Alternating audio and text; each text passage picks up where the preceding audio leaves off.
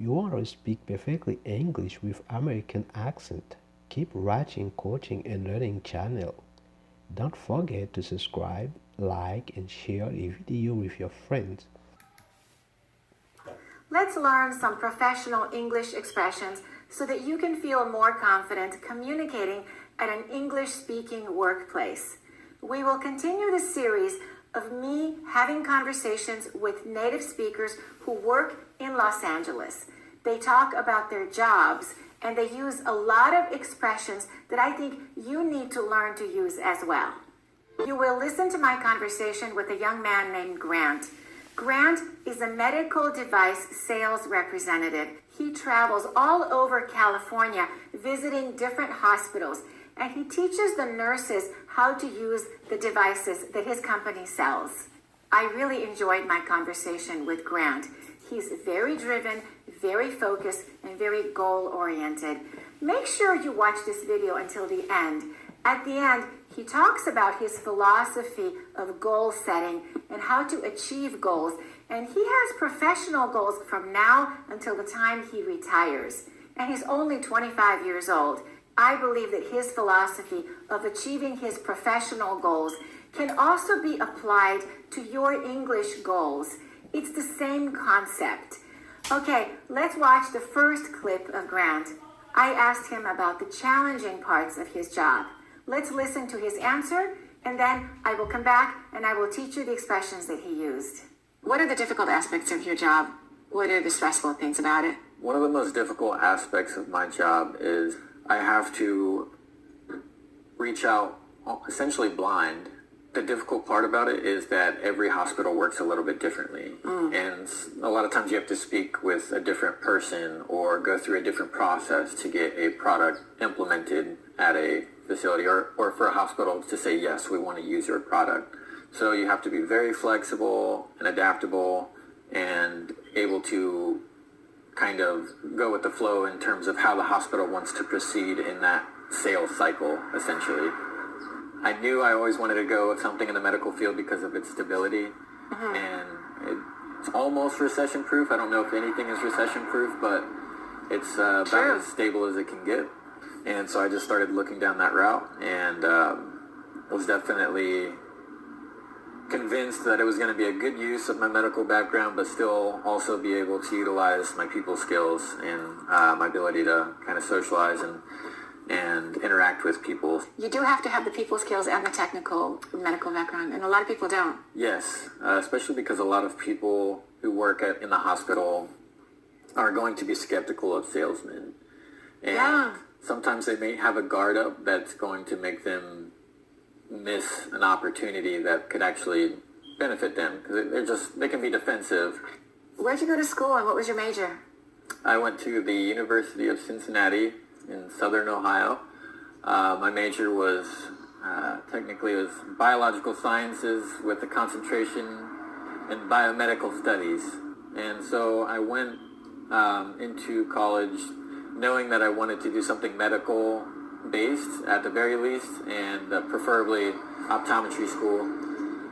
Didn't necessarily pan out. A couple of years later, I come to find out for various reasons that the field isn't as stable as it could be. There's essentially automated processes or robots that can kind of do a lot of that job. So I was either upgrade, be an ophthalmologist where you are able to do eye surgeries and such, and I find out those doctors actually have to go fully through med school and then some. So did you not want to do that? No, I had realized a couple years through school that I did not want to be 30-something by the time I graduated. Yeah. So I loved school. It was awesome. It was a great experience, but I also knew I had a lot to offer in the world that I could capitalize on now. The first expression is to reach out to someone. Let's listen to how Grant used it. One of the most difficult aspects of my job is I have to reach out essentially blind. Grant said one of the most difficult aspects of his job is that he has to reach out to people blind. And to reach out means to contact someone, to try to communicate, to offer help or support, to get the attention or interest of someone. For example, you can say, The politician is reaching out to younger voters. Or he had no one to reach out to when he was in need. Thank you for reaching out to me. He said he has to reach out to people blind. And do you know what that means? Do you know the meaning of blind date? When you meet someone for a date, the first time you see them is when you actually meet them on the date. That's a blind date. But when you reach out to someone blind, it's the same concept. You don't know anything about the person. You have no information or no knowledge about them. You reach out to them blind. And let's listen to how Grant used the expression to go with the flow. So you have to be very flexible and adaptable and able to kind of go with the flow in terms of how the hospital wants to proceed in that sales cycle, essentially. Grant said that his job requires him to be flexible and adaptable and to go with the flow. And to go with the flow means to accept the situation and to not try to change it, to relax, to accept the way other people are doing something and to not control the situation. And for example, you can say, let's relax and just go with the flow today. We're not going to make any specific plans. We will just go with the flow. Don't try to control it. Go with the flow. I don't know what's scheduled for tonight. I'll just go with the flow. Let's listen to the way that Grant used the expression recession proof. I knew I always wanted to go with something in the medical field because of its stability. And it's almost recession proof. I don't know if anything is recession proof, but it's about as stable as it can get. Grant said he entered the medical field because it's almost recession proof. You probably know the meaning of the word recession when the economy is bad and it's difficult to find a job. But the medical field is often recession proof, and that means it's not affected by the economy so much. So when we use the word proof, we mean that something is resistant to the bad effects. It's not affected by something. For example, you can say, my watch is waterproof. Unfortunately, my jacket isn't rainproof. And the medical field is usually recession-proof. Let's listen to how Grant used the expression, as it can get. He said, it's as stable as it can get. I don't know if anything is recession-proof, but it's about as stable as it can get. Grant said the medical field is about as stable as it can get. And that means as stable as possible.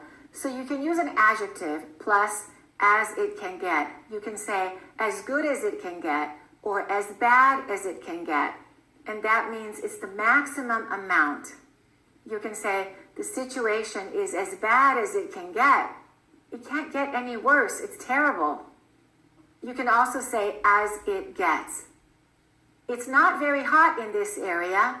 Today's temperature is as hot as it gets. Let's listen to the way Grant used the expression people skills. So that it was going to be a good use of my medical background, but still also be able to utilize my people skills and my ability to kind of socialize and interact with people. If you have good people skills, that means you are able to deal with people or to communicate with people effectively. You are friendly and you're able to make people feel comfortable. You can say his job requires both technical skills and people skills. Let's listen to how Grant used the expression to have a guard up. Sometimes they may have a guard up that's going to make them miss an opportunity that could actually benefit them because they can be defensive. Grant said that when he communicates with people who work at the hospital, sometimes the employees at the hospital have a guard up when they're talking to salespeople like him. And what does that mean, to have your guard up? When you don't trust and you don't feel safe, or maybe you're careful about the intentions of someone, you have your guard up. You are cautious and you want to protect yourself from being hurt or used by someone. You can say, it's difficult to get to know her because she always seems to have a guard up. How some other people use the expression to have a guard up. Any child who has to keep their guard up all the time and doesn't feel safe can't dream. I thought that when we sat down, you would be honest with me. And obviously, you're keeping a guard up, and you're not giving real answers because people are going to be defensive. They're going to have their guard up. They don't know what you want from them. Let's listen to how Grant used the expression to pan out. And so I went into college knowing that I wanted to do something medical based at the very least, and preferably optometry school. Didn't necessarily pan out. Grant originally wanted to be an optometrist or an ophthalmologist, but it didn't pan out. And to pan out means to happen, to work out, or to develop in a certain way. You can say, his desire to start a new business didn't pan out. Or you can say, nobody knows how things will pan out. We don't know what will happen. Let's listen to the way Grant used the expression, and then some. And I find out those doctors actually have to go fully through med school and then some. So Grant said, doctors have to go fully through med school and then some. And by the way, med school means medical school. So when you say something and then you add and then some, that means and even more. There is more in addition to what I already mentioned. So he said the training to become a doctor includes medical school and then some. So after medical school, they're still not finished with the training. And you can use and then some like this.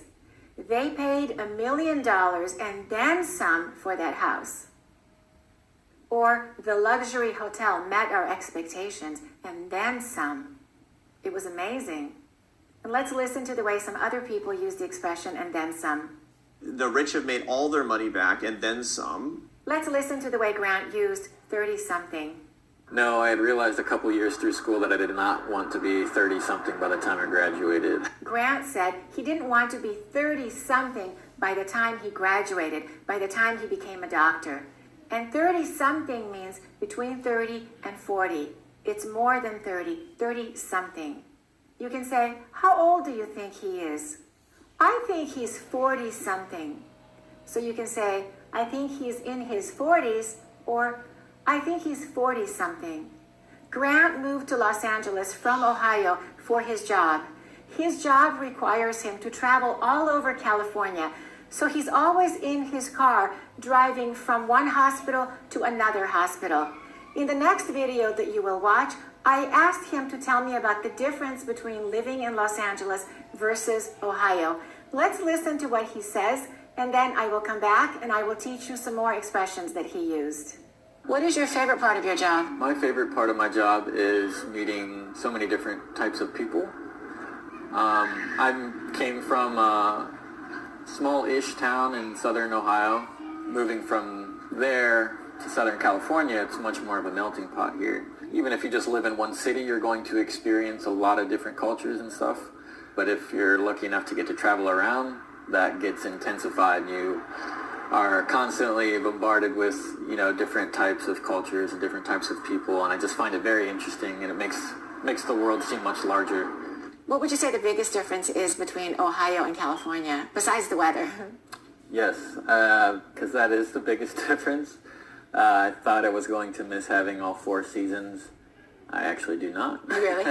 Here we are in December. Yes, I prefer my winters being able to wear short sleeves. But apart from the weather, again, to kind of reiterate, the diversity you'll find in the people and the cultures, I love that.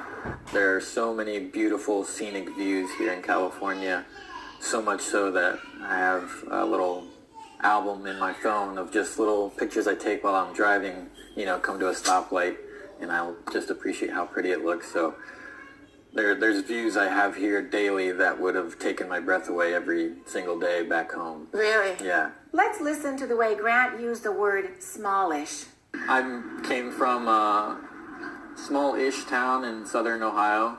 Grant said, I came from a smallish town. He didn't say small town, he said smallish town. And that means quite small, kind of small. So when you add the ish ending to a word, for example, when you say 4-ish, what time do you want to meet? Oh, around 4-ish. That means approximately 4 o'clock. You can say, how old do you think she is? Probably 40-ish. Approximately 40. Or you can say, she has brownish red hair. It's kind of brown. I'm not sure. It's maybe brown, maybe red. Brownish. So we can add the ish, the ish ending, to some adjectives to mean kind of, approximately. The next expression is apart from. But apart from the weather, The sentence was, but apart from the weather. And that means besides the weather, except for, other than that. You can say, apart from the old roof, the house is in great shape. Apart from the rainy weather, Seattle is a great city. Do you know the verb to reiterate? Let's listen to the way Grant used it. to kind of reiterate the diversity you'll find in the people and the cultures. To reiterate means to say again. He said, to reiterate the diversity you'll find in the people and the cultures. I love that. And that means I'll tell you one more time. I will reiterate it. So you can say to reiterate, or let me reiterate, or I should reiterate.